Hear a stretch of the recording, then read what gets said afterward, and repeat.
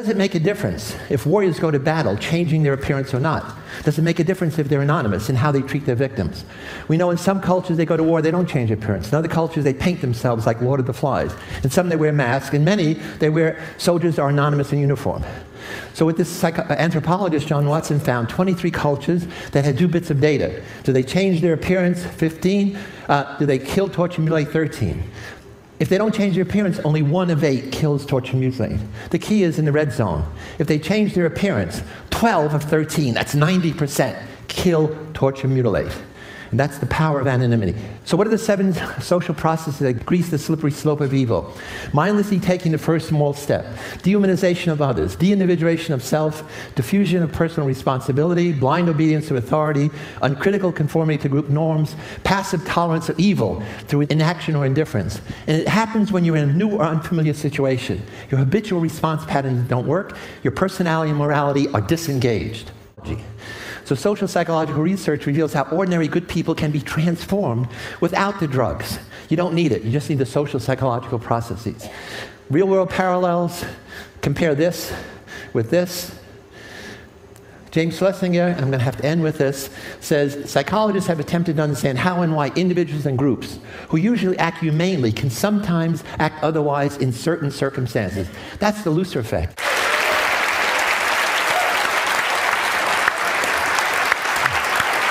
Alexander Solzhenitsyn says the line between good and evil cuts through the heart of every human being. That means that line is not out there. That's a decision that you have to make. That's a personal thing. So I want to end very quickly on a positive note. Heroism as the antidote to evil.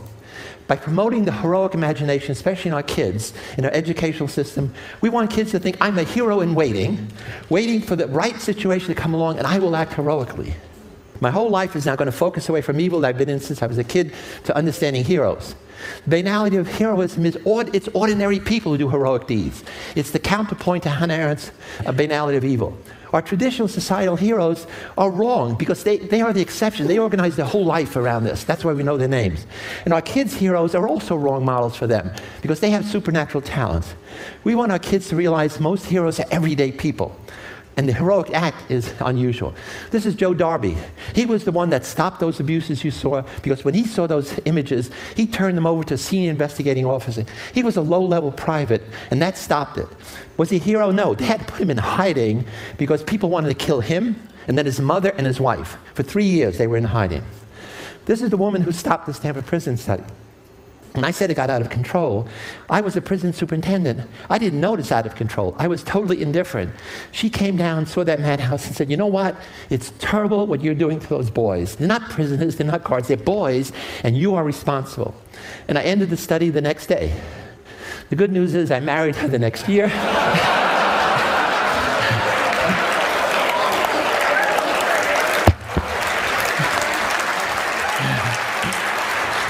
I just came to my senses, obviously. So situations have the power to do the same, but the point is, it's the same situation that can inflame the hostile imagination in some of us that makes us perpetrators of evil, can inspire the heroic imagination in others. It's the same situation, and you're on one side or the other. Most people are guilty of the evil of inaction because your mother says, don't get involved, mind your own business. And you have to say, Mama, humanity is my business.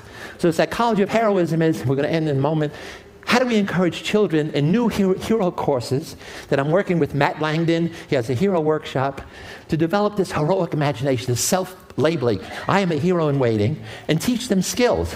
To be a hero, you have to learn to be a deviant, because you're always going against the conformity of the group. Heroes are ordinary people whose social action is extraordinary, who act. The key to heroes is 2 things. You have to act when other people are passive. B, you have to act sociocentrically, not egocentrically.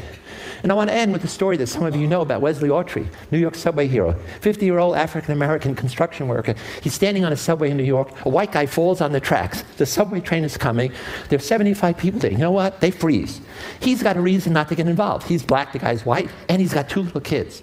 Instead, he gives his kids to a stranger, jumps on the tracks, puts the guy between the tracks, lays on him. The subway goes over him. Wesley and the guy, 20.5 inches height. The train clearance is 21 inches. A half an inch would have taken his head off. And he said, I did what anyone could do. No big deal to jump the tracks. And the moral imperative is I did what everyone should do. And so one day you will be in a new situation. Take path one, you're going to be a perpetrator of evil. Evil meaning you're going to be Arthur Anderson. You're going to cheat, or you're going to allow bullying. Path two, you become guilty of the evil of passive inaction. Path three, you become a hero. The point is, are we ready to take the path to celebrating ordinary heroes, waiting for the right situation to come along to put heroic imagination into action? Because it may only happen once in your life. And when you pass it by, you'll always know, I could have been a hero, and I let it pass me by. So the point is thinking it and then doing it. So I want to thank you, thank you, thank you. Let's oppose the power of evil systems at home and abroad, and let's focus on the positive. Advocate for respect of personal dignity, for justice and peace.